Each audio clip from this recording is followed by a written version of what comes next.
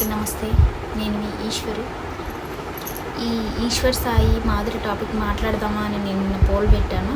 అయితే కొంతమంది మాట్లాడదామన్నారు, కొంతమంది నో అన్నారు, కొంతమంది శరణ్య గురించి మాట్లాడదామన్నారు, ఇంకొంతమంది ఇన్బాక్స్లో వద్దండి మనకెందుకు వాళ్ళ విషయం, ఒక ఆడపిల్ల జీవితం బయటకు వేయకూడదు, ఇంకా ఈ టాపిక్ వదిలేయండి, మీరు ఇట్లాంటి కలగ చేసుకోకండి అని చెప్పారు. యా రైట్, ఒక ఆడపిల్ల జీవితం మనం బయట వేయకూడదు.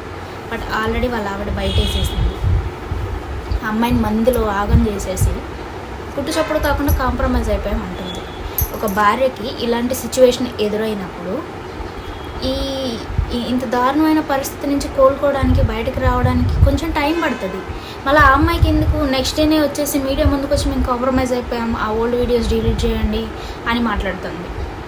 ఇదంతా పక్క ప్లాన్తో ఇరికిచ్చారు వాళ్ళని, అంతే. ఇప్పుడు నేనేం చెప్పాలనుకుంటున్నానంటే, సోది లేకుండా మాధురి ఇది నీకే, ఇది పీడకలు అనుకొని వీలైనంత తొందరగా మర్చిపోయి ఇప్పుడున్న జోష్ కన్నా కూడా 100 times ఎక్కువ జోష్తో నువ్వు మళ్ళీ కొత్త కొత్త సాంగ్స్తో మా ముందుకు రావాలని నేను కోరుకుంటున్నాను. ఎందుకంటే ఎవరి బొక్కలు వాళ్ళకు ఉన్నాయి, తప్పు చేయని మనుషులంటూ ఎవ్వరూ లేరు.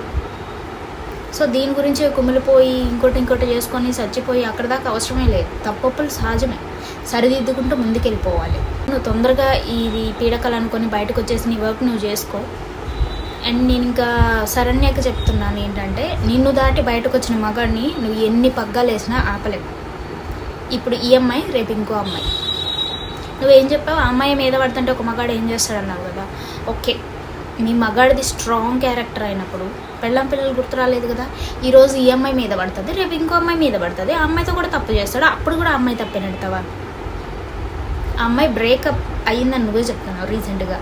ఆ అమ్మాయి పరిస్థితుల్ని ఇతను క్యాచ్ చేసుకున్నాడు. ఎప్పుడైనా మనం బాధలో ఉన్నప్పుడు ఒకరు ఎవరైనా చేయిస్తే బాగుండు, మన కన్నీళ్ళు తుడిస్తే బాగుండు, మనకు కొంచెం ధైర్యం చెప్తే బాగుండు అని మనం కూడా అనుకుంటాం కదా. ఆ సిచ్యువేషన్స్ ఇక్కడ దాకా వెళ్ళినాయి. నా మొగుడు నేను ఎందుకు వదులుకుంటానన్నావు కదా, మళ్ళీ నీకేం హక్కు ఉందని చెప్పి ఆ అమ్మాయి జీవితాన్ని బయటేసావు.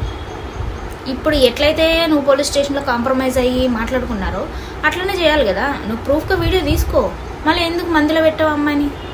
అండ్ ఇంకో విషయం, నువ్వు ఆ అమ్మాయిని కొట్టావు, చెంప మీద కొట్టావు, ఇంకా వల్గర్ మాటలు మాట్లాడావు. ఓకే, ఆ సిచ్యువేషన్లో అలాంటి మాటలు వస్తే ఎవరికైనా సహజం. నేను మాటల గురించి మాట్లాడలేదు, బట్ కొట్టావు. నీకేం హక్కు ఉంది? ఈ మొగుడిని చిత్తగొట్టు, చెత్త రాలగొట్టు, లంజోడక ఇట్లా ఎందుకు చేసావరని మాట్లాడు, కాలర్ పట్టుకో, చెంపలు వగలగొట్టు. నీ మొగుడు కాబట్టి నీకు హక్కు ఉంది. ఆ అమ్మాయిని కొట్టడానికి నీకేం హక్కు? నువ్వు తప్పు చేసావు.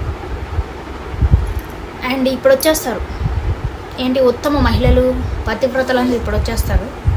ఏమంటే నువ్వు అక్రమ సంబంధాన్ని సపోర్ట్ చేస్తున్నావా అని మాట్లాడతారు. ఇక్కడ తప్పు జరిగిపోయింది. నీ మొగుడిని నువ్వు కొట్టుకునే హక్కు నీకు ఉంది, వేరే అమ్మాయిని కొట్టే హక్కు ఎవరికి లేదు కదా. ఇప్పుడు నేను ఈశ్వర్ సాయికి ఒకటి చెప్తున్నా, నీ మాటలు నమ్మిందో, నేను ఇష్టపడిందో, ఎట్లనో నీతో ఒక చోటకు ఒక ప్లేస్కి వచ్చింది, అక్కడ సడన్గా నీకు ఇలాంటి పరిస్థితి ఎదురైంది, నువ్వు కూడా షాక్లో ఉంటావు. బట్ నీ ప్రమేయం లేకుండా ఇవన్నీ జరగలే కదా. నీ భార్య ఆ అమ్మాయిని కొడుతుంటే నువ్వు అట్లనే బొమ్మలా నుంచి ఎలా చూసావు? నిన్ను నమ్మి ఒక ఆడపిల్ల వచ్చినప్పుడు ఆ అమ్మాయిని నువ్వు ఎట్లా కొట్టించావు?